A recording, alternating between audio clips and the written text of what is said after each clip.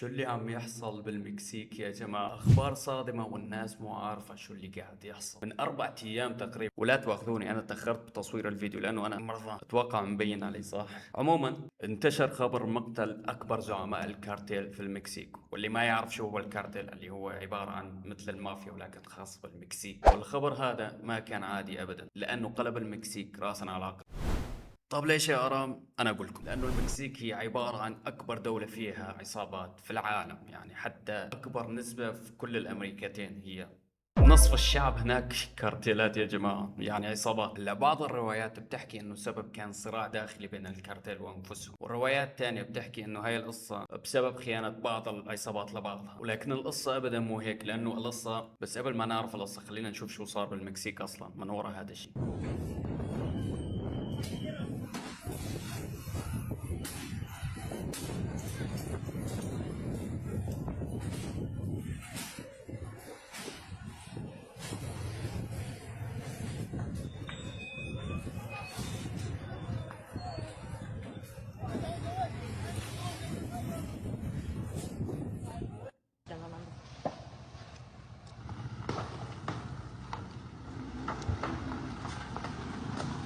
يا جماعة تقول انه في حرب صايرة في المكسيك. هلا اللي شفتوه كان مجرد البداية، شو صار بعد هذا خلينا نشوف.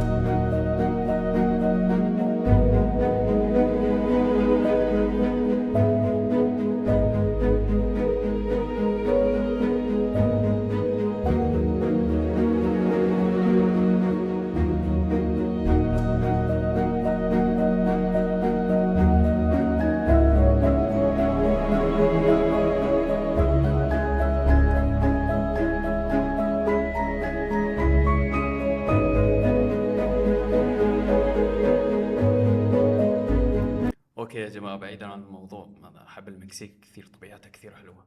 المهم هلا خلينا اوضح انه القصة مو مثل ما كثير منكم سمع انه سبب مقتل المينشو هي حبيبته او عشيقه. عموما اللي ما شاف حبيبته فها هي حبيبته. بالله عليكم شوفوا هالكبل قد ايه طالعين كيوت مع بعض. انا نفسي اعرف حبيبته شو كانت الدلع، المينشي. المهم، ولكن الكلام المنتشر أكثر حاليا أو المروج فيه في الإعلام أنه هي الصراعات الداخلية. فخلينا نشوف، خلينا نتابع هذا الفيديو مع بعض عشان نعرف القصة.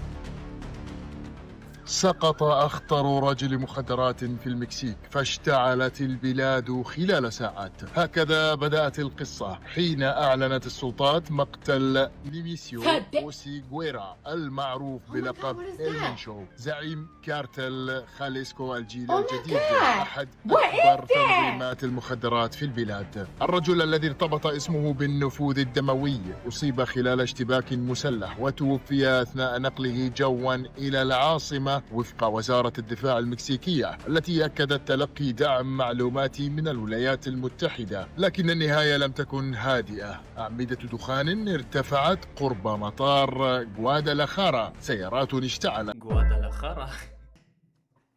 آسف يا جماعة بس الاسم يضحك. وطرق سريعة أغلقت في أكثر من 6 ولايات، بينما انتشر مسلحون في موجة عنف انتقامية. أما داخل المطار فقد تحول الخوف إلى تدافع بين الركاب، وخارجه بدت المدينة كأنها تنزلق إلى فصل أكثر خطورة. وكان المنشو الشرطي السابق البالغ 59 عاما قد صعد من صفوف الأمن إلى قمة أخطر كارتلات المخدرات في المكسيك ليقود شبكة عابرة للحدود هربت كميات هائلة من المخدرات إلى الولايات المتحدة. وقد رصدت واشنطن مكافأة قدرها 15 مليون دولار. 15 مليون دولار بس يا ريتني كنت أعرفه. المعلومات تقود إلى اعتقاله، وهو رقم يعكس حجم نفوذه وخطورة اسمه في عالم المخدرات. فهل يشكل سقوطه نهاية مرحلة دامية أم بداية فصل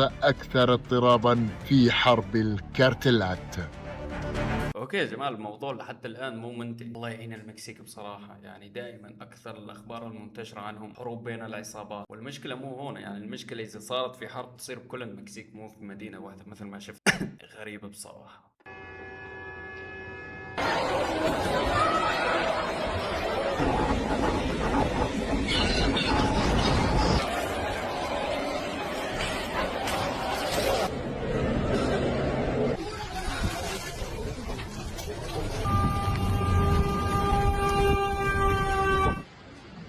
بصراحة يا جماعة المكسيك آخر مكان أتمنى أعيش فيه.